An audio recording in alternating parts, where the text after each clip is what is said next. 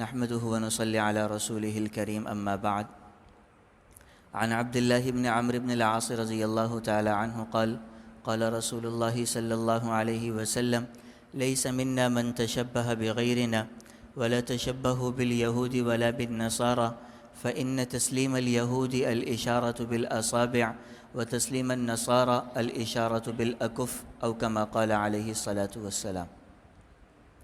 حضرت عبداللہ بن عمر بن عاص رضی اللہ تعالی عنہ آپ صلی اللہ علیہ وسلم سے نقل فرماتے ہیں، آپ نے یہ ارشاد فرمایا کہ اگر کوئی شخص ہماری شناخت اور ہم سے ہٹ کر کوئی کسی اور قوم کی شناخت اور علامات اختیار کرتا ہے تو وہ ہم میں سے نہیں ہے.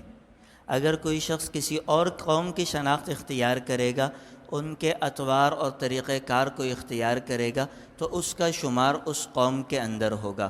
روایات میں آتا ہے کہ آپ صلی اللہ علیہ وسلم ابتدائے اسلام میں یہود اور نصارہ کی افعال کی پیروی کیا کرتے تھے جب تک آپ صلی اللہ علیہ وسلم کو کوئی حکم نہیں دیا جاتا. پھر آپ صلی اللہ علیہ وسلم نے مدینہ منورہ ہجرت فرمائی، یہودیوں نے مخالفت کی اور ہر قسم کی مخالفت کی آپ صلی اللہ علیہ وسلم کی، جس کے بعد آپ صلی اللہ علیہ وسلم کو یہ منع کر دیا گیا تھا کہ آج کے بعد آپ یہود و نصارہ کی کسی بھی قسم کی پیروی نہیں کریں گے. اس حد تک آپ صلی اللہ علیہ وسلم مخالفت کیا کرتے تھے کہ ابتدا میں آپ صلی اللہ علیہ وسلم اپنے بالوں کو پیچھے کیا کرتے تھے، بال کی درمیان کی مانگ نہیں نکالتے تھے. وجہ یہ تھی کہ یہودی اس طرح کرتے تھے. پھر جب آپ صلی اللہ علیہ وسلم کو منع کر دیا گیا تو اس کے بعد آپ نے یہودیوں کی طرح بال کی کنگھی بھی کرنا چھوڑ دیا.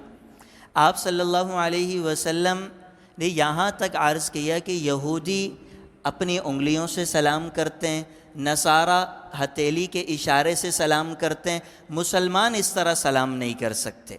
آپ صلی اللہ علیہ وسلم نے ابتدا میں جب مدینہ منورہ آئے تو 10ویں تاریخ 10 محرم الحرام کا روزہ رکھنا شروع کیا، اس لیے کہ یہودی روزے رکھتے تھے. بعد میں آپ صلی اللہ علیہ وسلم نے یہ حکم دیا کہ اگر 10ویں کا روزہ رکھنا ہے تو 9ویں کا بھی رکھو گے یا 11ویں کا رکھو گے، یہودیوں کی طرح ایک دن کا روزہ نہیں رکھو گے. تو جس کام میں بھی دیکھا جائے آپ صلی اللہ علیہ وسلم نے ان کے طریقہ کار کی مخالفت کی، چاہے سلام میں ہو، چاہے کلام میں ہو، چاہے کسی افعال میں ہو، عادات میں ہو.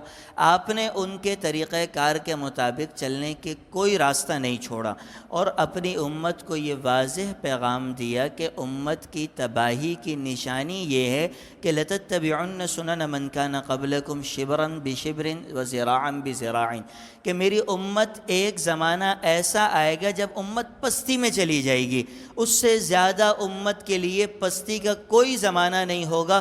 وہ زمانہ یہ ہوگا جب یہ امت گزشتہ قوموں کی اس طرح پیروی کرے گی کہ ایک بالش قدم انہوں نے رکھا تو یہ بھی ایک بالش رکھیں گے، ایک ذراع ایک گز وہ آگے بڑھے تو یہ امت بھی ایک گز آگے ان کے پیچھے جائے گی، یہاں تک کہ وہ کوئی فضول کام کریں گے.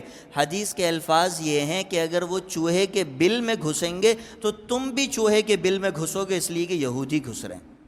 کوئی وجہ نہیں ہے چوہے کے بل میں گھسنے کی. جحر ضب، ضب ایک بجو ٹائپ جانور ہے، اس کو کہتے ہیں. جحر ضب، اس کے بل میں بھی گھسو گے اس لیے کہ یہودی گھس رہے ہیں، اس لیے کہ نصرانی گھس رہے ہیں، عیسائی گھس رہے ہیں. تمہارے پاس گھسنے کی کوئی وجہ نہ ہوگی، نہ دنیا کا مفاد ہوگا نہ آخرت کا مفاد ہوگا، صرف اس لیے کہ وہ کر رہے ہیں. آج ہم اپنی زندگی میں اگر دیکھیں تو سر سے لے کر پیر تک ہمارا وجود کم و بیش اسی قسم کے عادات کے ساتھ ہم دکھ رہے ہیں.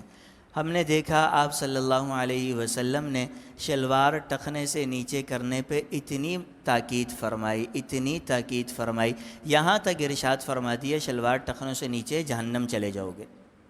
کوئی فائدہ نہیں ہے نیچے کرنے میں اور نہ اوپر رکھنے میں کوئی نقصان ہے، پر ہماری عادات کیا ہیں کہ نیچے ہی رہے گی، ہم سے اوپر نہیں اٹھائی جاتی. جبکہ حضور نے سیدھا فرمایا شلوار ٹخنے سے نیچے جہنم میں ٹخنے جلیں گے، پر ہم سے نہیں ہو سکتا. آپ سر کے بال لے لیں، آپ صلی اللہ علیہ وسلم نے روایات میں آتا ہے نہا رسول اللہ صلی اللہ علیہ وسلم عن القزع، حضور نے کچھ بال چھوٹے کچھ بڑے رکھنے سے منع فرمایا۔ کوئی فائدہ نہیں ہے بڑے چھوٹے رکھنے میں، کوئی ایسا نہیں ہے کہ چھوٹے بڑے رکھیں گے تو ہمیں کوئی دنیا کے اندر لاٹری میں نکل جائے گی ہماری، لیکن یہود و نصارہ کر رہے ہیں، آج ہمارا فیشن بن چکا، ہم اس کی پیروی کر رہے ہیں۔ یہ میں نے ایک دو مثالیں دی ہیں، وقت مختصر ہوتا ہے۔ سر سے لے کر پیر تک اپنے عادات کو دیکھیں، اپنے اقوال کو، بات چیت دیکھیں، جو ان کا انداز بیہودہ گوئی وہی ہماری بیہودہ گفتگو، جبکہ 10 بار آپ صلی اللہ علیہ وسلم نے منع کیا ہے کہ گالی دینا منافق کے نشانی، بری بات کرنا ایمان کو ختم کرنے کے مترادف، پر ہماری گفتگو وہی بیہودہ کی بیہودہ، کوئی تبدیلی نہیں۔ اخلاق میں، کردار میں، عادات میں، پڑوسیوں کے ساتھ تعلقات میں، رشتہ داروں کے ساتھ تعلقات میں، آپس کے معاملات میں، سود میں، کاروبار میں، جس چیز میں دیکھیں ہم ان کے نقش قدم پہ چل رہے ہیں، اور یہ نقش قدم پہ چلنا ہمارے اور آپ کے لیے تباہی کی نشانی ہے۔ صرف ایک بات حدیث کے پہلے لفظ کی میں اشارہ کر دوں، آپ نے فرمایا لیس منا، وہ شخص ہم میں سے نہیں ہے۔ یہ ذہن میں رکھیں کہ اگر قیامت کے دن اللہ نہ کرے، معاذ اللہ ثم معاذ اللہ، حضور دیکھ کے یہ ارشاد فرما دیں کہ لیس منا، ہمیں دیکھ کے یہ کہہ دے تم ہم میں سے نہیں ہو، پھر ہمارے پاس بچے گا کیا؟ اس لیے کہ نہ ہمارا یہ ایمان ہے کہ مرنے کے بعد اٹھنا نہیں ہے، ہمارا تو ایمان ہے کہ مرنے کے بعد اٹھنا ہے، یہ بھی ایمان ہے کہ مرنے کے بعد جنت جہنم بھی ہے، یہ بھی ایمان ہے مرنے کے بعد آپ صلی اللہ علیہ وسلم ہی کی سفارش اور شفاعت سے بچ سکتے ہیں، ورنہ کوئی بچنے کا راستہ نہیں ہے۔ تو سارا ہمارا ایمان کا حصہ ہے، اور حضور دیکھ کے کہہ دیں لیس منا، عربی کا لفظ ہے لیس منا، سیدھا ترجمہ یہ ہے ہم میں سے نہیں ہو، لیس منا، ہم میں سے نہیں ہو۔ اگر یہ جملہ کہہ دیا تو کون بچائے گا اس ٹائم؟ اللہ رب العزت عقل و سمجھ ہمیں عطا فرمائے۔